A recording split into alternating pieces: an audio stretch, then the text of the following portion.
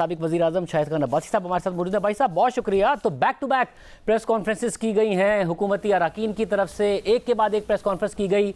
ज़ाहिर election commission ने हुकूमत को भी लिखने का कह दिया है, मगर क्या हुकूमत सीरियसली इस बात को कंसिडर कर रही है कि तहरीक इंसाफ के खिलाफ एक फॉरेन फंडेड पार्टी के तौर पर मूव किया जाए? क्योंकि ज़ाहिर है फिर उसमें अल्टीमेट फैसला सुप्रीम कोर्ट ने करना है। आपको लगता है कि ये कहीं भी इस्टेब्लिश होता है इस फैसले से कि एक फॉरेन फंडेड पार्टी है पाकिस्तान तहरीक इंसाफ?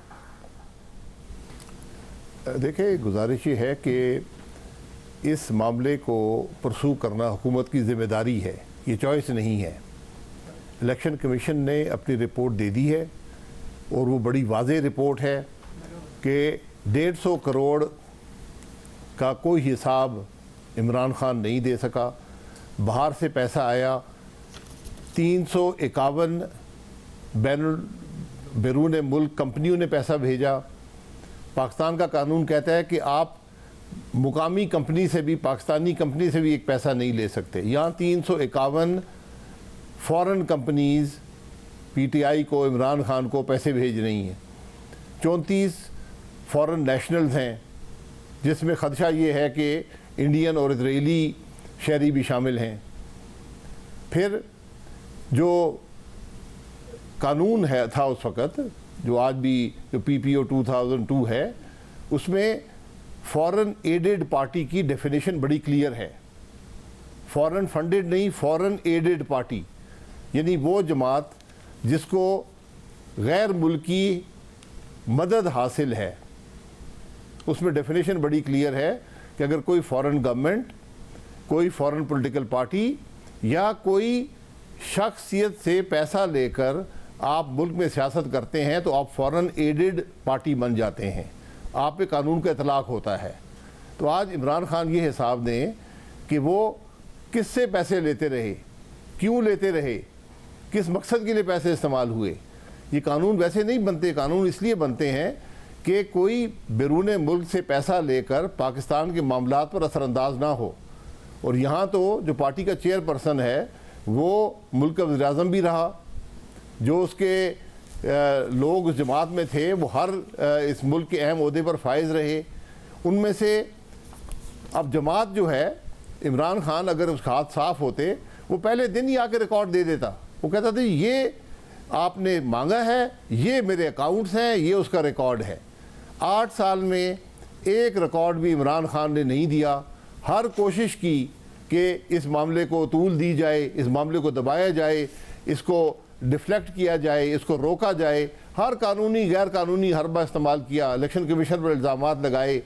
लेकिन आज हकीकत ये है कि इलेक्शन कमीशन कहता है कि जो फॉर्म दिया है वो भी झूठा दिया है, जो एफिडेविट दिया है वो भी झूठा दिया है, जो 16 अकाउंट इमरान खान कहता है मुझे पता ही नहीं है।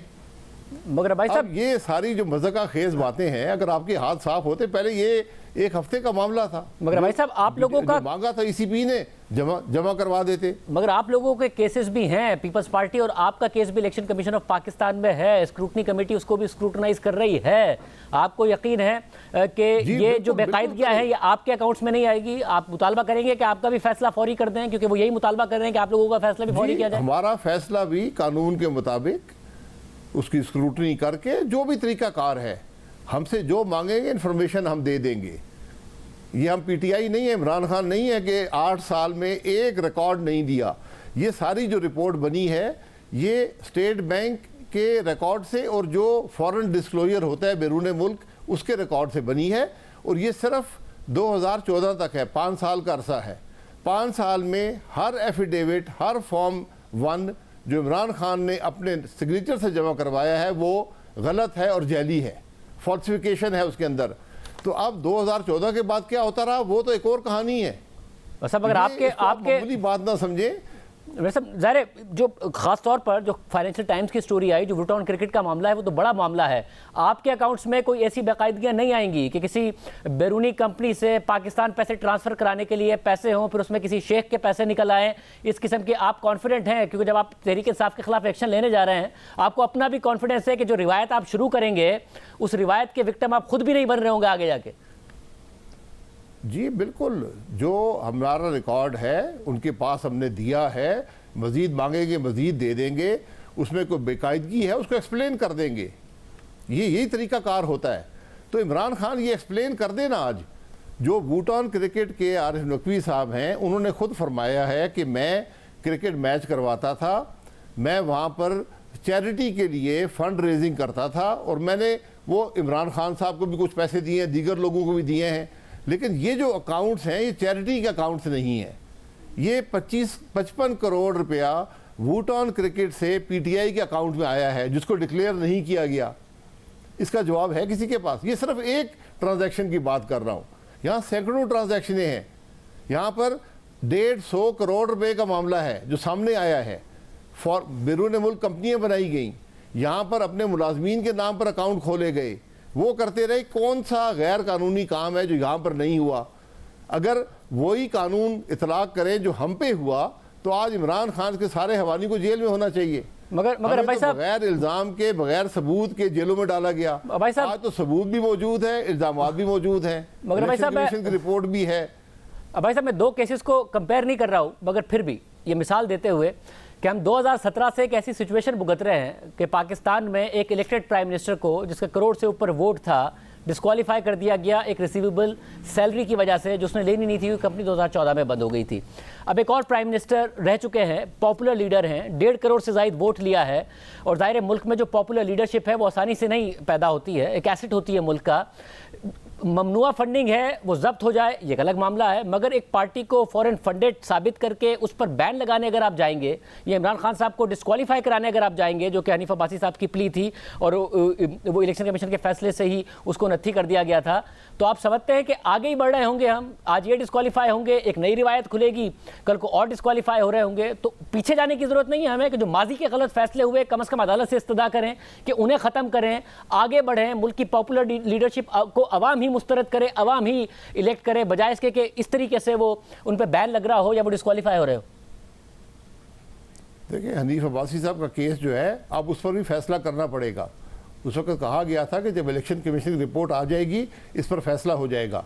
मैं डिस्क्वालिफिकेशन की बात, हमने कोई प्ली डिस्क्वालिफिकेशन की नहीं की, लेकिन ये हमारे मुल्क की तारीख का हिस्सा है, कानूनी तारीख का हिस्सा है कि सुओ मोटो सुप्रीम कोर्ट ने लिया, खुद ट्रायल कोर्ट बने, और इस मुल्क के वज़ीर-ए-आज़म को अपने बेटे की कंपनी की डायरेक्टरशिप जो उन्होंने वीज़ा लेने के लिए हासिल की थी, उसके फीस ना लेने पर उनको डिस्क्वालीफाई कर दिया और पूरी ज़िंदगी के लिए बैन लगा दिया।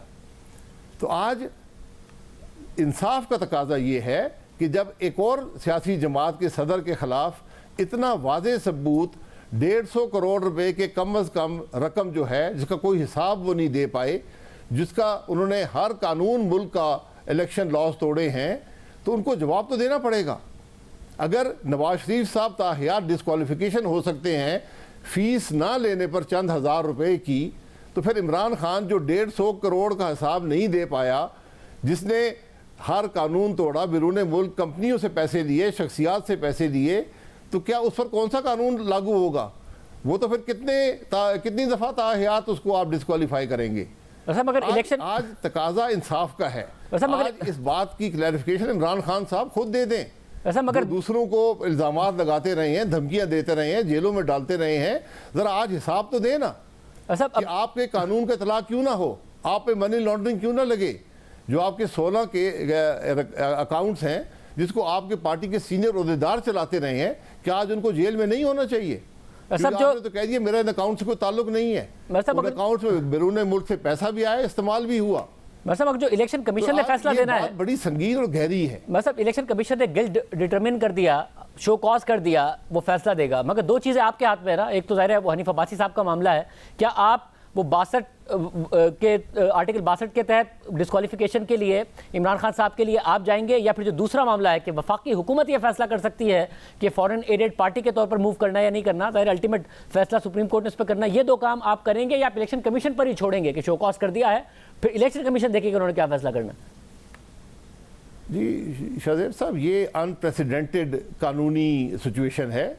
इससे पहले मुल्क में कभी ऐसा नहीं हुआ कि एक पार्टी का सरबराह और एक बड़ी जमात का सरबराह जो वज़ीर-ए-आज़म रहा हो, उसने इस किस्म की हरकतें की हों, हर किस्म का झूठ बोला हो, हर किस्म की चोरी की हो, 150 अरब रुपया हर किस्म की कॉरपोरेशन से लेकर मुल्क में लाया हो, उससे सियासत करता हो, मुल्क की सियासत पर असरअंदाज हो। ये गहरी बातें हैं, इसलिए इन पर बड़ी सोच विचार करके क्या अगला कानूनी तरीकाकार होगा। और मैंने पहले कहा कि ये आज हुकूमत की जिम्मेदारी है, उससे बड़ी जिम्मा नहीं हो सकते कि अगर मुल्क का कानून टूटा है, मुल्क के कानून की खिलाफवर्जी हुई है, उस पर कार्रवाई करे। वो क्या कार्रवाई होगी इसका तयन लॉ मिनिस्ट्री और दीगर जो लीगल एक्सपर्ट हैं वो करेंगे। बहुत शुक्रिया। साबिक वज़ीर-ए-आज़म शाहिद खान अब्बासी साहब की गुफ्तगू आपने सुनी।